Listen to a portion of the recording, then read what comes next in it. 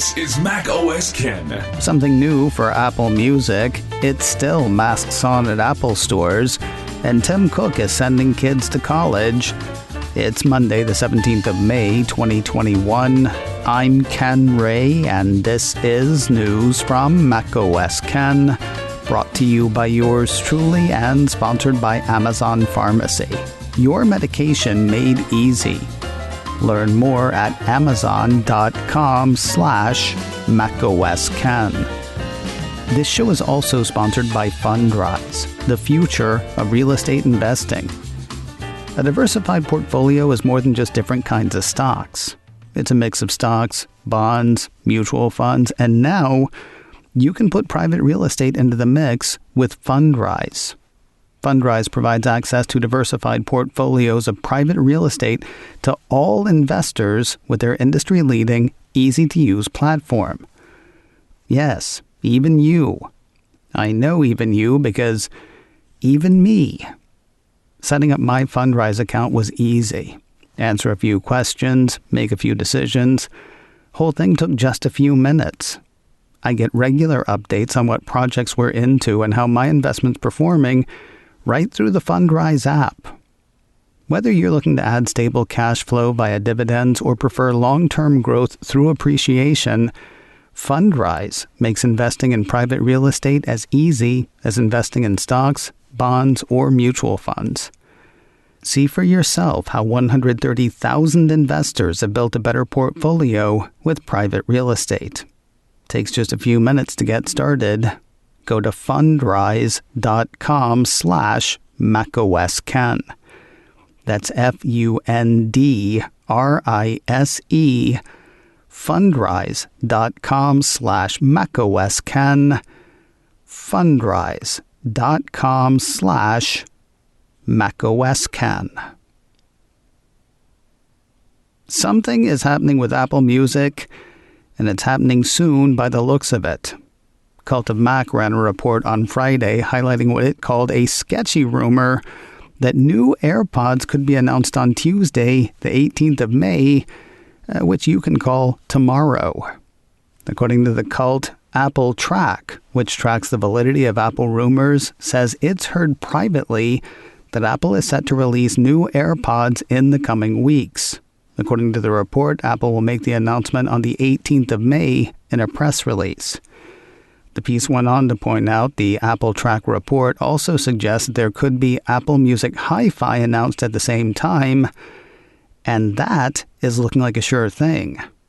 On Sunday, Apple Music started teasing something. 9 to 5 Mac pointed readers to a thing happening atop the Browse tab in the app. On that page, under the words, "Get ready, music is about to change forever," is a video. Lasts about 8 seconds, starts with the Apple Music logo in white on a black background. That sort of spins, revealing a depth of logos before converting into a black logo on a white background before flipping again to white text on black. See, if you watch it, it just looks cool. If you hear me describe it, it sounds confusing. But if you put those two things together with suddenly prevalent rumors, it sounds like an animated illustration for 3D lossless audio. 9 to 5 Mac says rumors of a new hi-fi music tier for Apple's streaming service really started to heat up late last week. Then somebody found code in the beta Apple Music Android app indicating support on the way for 24-bit 48 kHz and 24-bit 192 kHz lossless music streaming. References to Dolby Audio were also spotted in early iOS 14.6 betas, according to the report. If you're confused about where and when you have to wear masks at this point, join the club. There is no uncertainty around masks at Apple stores, though. A piece from Bloomberg says Apple has informed its U.S. retail stores that a mask mandate and other COVID-19 related procedures remain in place for now, though the company says it continues to evaluate health and safety measures. Yes, they know what the CDC said, and yes, they have likely heard about Walmart, Costco, and Trader Joe's. Those chains have indicated that fully vaccinated shoppers are no longer required to wear masks in their stores, according to Bloomberg. That said, local government guidance may trump national corporate allowance. Plus, they still recommend masks for higher-risk individuals. No word on when Apple Retail might change its masking stance, except for the part where they continue to evaluate health and safety measures. Looks like all of Apple stores in France will be back in business by Wednesday. 9 to 5 Mac's Michael Steeber hit Twitter Sunday night with a shot of the Apple Store Marseille page.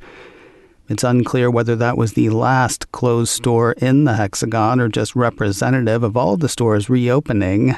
Whichever the case, he does keep up with the goings-on for Apple Retail, and Steeber says all stores in France will be open from the 19th of May. Good news for people with pacemakers. MagSafe in iPhone 12 is probably not going to kill you. Soon after iPhone 12 shipped, Apple warned users in an iPhone safety information support doc, iPhone contains magnets as well as components and radios that emit electromagnetic fields. These magnets and electromagnetic fields may interfere with medical devices such as pacemakers and defibrillators. Though all iPhone 12 models contain more magnets than prior iPhone models, they're not expected to pose a greater risk of magnetic interference to medical devices than prior iPhone models. Now, Cult of Mac says the U.S. Food and Drug Administration has tossed in its 2 cents, which is probably worth more than 2 cents, to be honest. Their conclusion, MagSafe in iPhone 12 is probably not going to kill you. Actually, the FDA wasn't talking about iPhone 12 specifically. Rather, it seems they were addressing consumer electronics in general and reports that they could screw up defibrillators and pacemakers. Having looked into the issue, Dr. Jeff Shuren, director of the FDA Center for Devices and Radiological Health, said in a statement, "We believe the risk to patients is low, and the agency is not aware of any adverse events associated with this issue at this time." The administration does have a couple of stay-safe suggestions, including keeping consumer electronics, such as certain cell phones and smartwatches, 6 inches away from implanted medical devices. They also suggest refraining from carrying consumer electronics in a pocket over the medical device. Vest pocket, breast pocket, those are no-nos.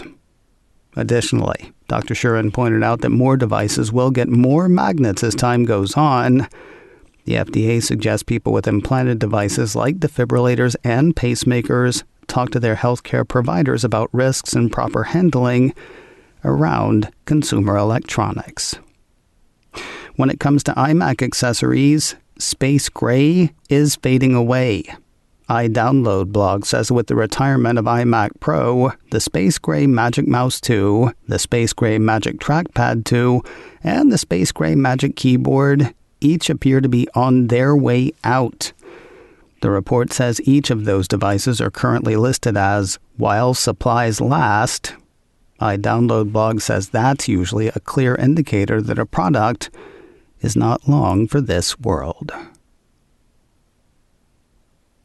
More news in a moment, but first a word from Amazon Pharmacy. Your medication made easy. I don't think I'm going to shock anybody when I say that healthcare in the U.S. can be a pain. Anything that makes that easier to deal with sounds good to me, and Amazon Pharmacy can do that. Sometimes finding a thing you're looking for can be difficult. Not only does Amazon make finding things easy, they deliver those things as well. As a Prime member, I have used them quite a bit. So, why do we expect to have things we don't need delivered, but expect to stand in line for medications we do need? Instead, have your doctor's office send your next prescription straight to Amazon Pharmacy, and your meds can turn up at your door. It works with most insurance plans nationwide, but Amazon Prime members paying for a prescription without insurance can save with Amazon Pharmacy. If you're still going to the pharmacy to pick up your meds, have them come to you instead. Amazon Prime members can save on prescription medication when not using insurance and get free 2-day delivery. Learn more at amazon.com/macOSKen. That's amazon.com/macOSKen. Amazon.com/macOSKen. So it doesn't sound like Antonio García Martínez has taken his firing well. You were bound to remember this story. Early last week, it came to light that Apple had hired García Martínez, who had worked at Facebook about a decade before that. He joined Apple's product engineering team, working on ads platforms. Here's the thing about him, though. Between Facebook and Apple, García Martínez wrote a book called Chaos Monkeys, wherein he said a lot of stuff a lot of people described as sexist and racist. If it had been a novel, some might have questioned whether it's the kind of thing he should have written, and discussions about art and literature might have ensued. Instead, it is said to be his account of things that actually happened, which makes the more questionable passages read as things he actually thinks, which made Apple's new hire a bit troublesome. Last Wednesday, a group of employees questioned how the heck he got hired. By Wednesday night, Apple and García Martínez had parted ways. And by Friday, he was speaking out on Twitter. Now, there is something kind of funny to me. Parted ways was a term that I used a moment ago. Checking García Martínez's Twitter thread, he's actually not a fan of that term in this instance. I did not part ways with Apple, he tweeted on Friday. I was fired by Apple in a snap decision. A piece from Apple Insider draws on that Twitter thread. It has him saying Apple knew what they were getting when they got him. They questioned his literary persona versus his professional persona, getting great personal references from VCs in the Valley. He went on to say, Apple has issued a statement that clearly implies there was some negative behavior by me during my time at Apple that is defamatory and categorically false. If he's talking about the statement that said, at Apple, we have always strived to create an inclusive, welcoming workplace where everyone is respected and accepted. Behavior that demeans or discriminates against people for who they are has no place here. Yeah, if that's the part he's talking about, I didn't hear a when. The Twitter thread starts with García Martínez saying since Apple was not maintaining their silence on the matter, he would not either.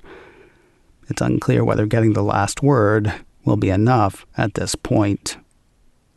People talking about the death of the Beats brand can apparently knock it off for a while. 9to5Mac says the Apple subsidiary has hired HTC's Johnny Ive to oversee Beats hardware design. It's kind of rude, really, to call him that. Dude's got a name of his own. It's Scott Croyle. According to the report, Croyle became a director at Apple last year after a decade of designing Android hardware. Croyle led HTC's design team at its peak with hits like the HTC One M7 and M8. His hiring seems to have flown under the radar. Really hoping there are no books we don't know about. Indications in the report are that Ammunition Group has handled design for Beats since before the brand was acquired by Apple. That will not change, according to 9to5Mac, though Croyle will serve as point person between Beats and Ammunition.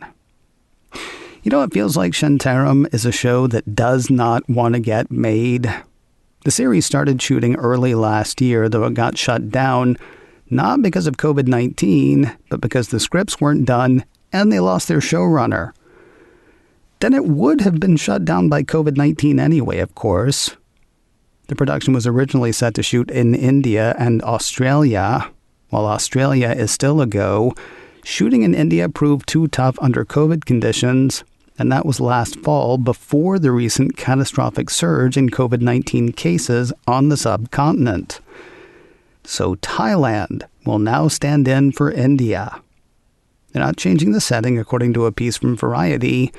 They're just changing where they shoot it. The piece says pre-production is underway in both Australia and Thailand.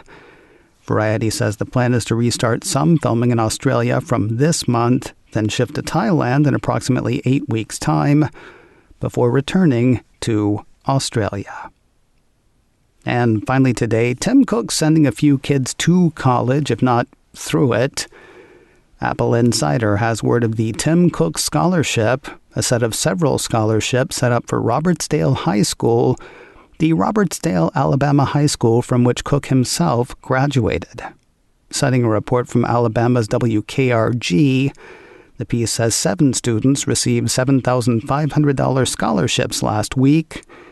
According to Apple Insider, Robertsdale High School principal Joe Sharp said several factors were taken into account when selecting the award recipients. Those criteria, laid out by Cook, include grit, creativity, curiosity, academics, and leadership. Last week's recipients are the first of at least 70, it seems. Apple Insider says Cook has committed to funding the scholarships for at least the next decade. Coming up in a few minutes, Daily Tech News Show's Tom Merritt joins us this week. With last week's Colonial Pipeline ransom in the rearview mirror, we circle back to Rubberneck. It's news to Tom in a few minutes. Follow and listen wherever you follow and listen to podcasts. macOS Ken, brought to you by me and sponsored by Fundrise, the future of real estate investing. Learn more at fundrise.com/macOSKen. This show is also sponsored by Amazon Pharmacy, your medication made easy. Learn more at amazon.com/macOSKen. Advertising handled by Backbeat Media. Online at backbeatmedia.com. You can reach me a couple of ways. info@macosken.com or call 716-780-4080. Until next time, that is news from macOS Ken. I'm Ken Ray.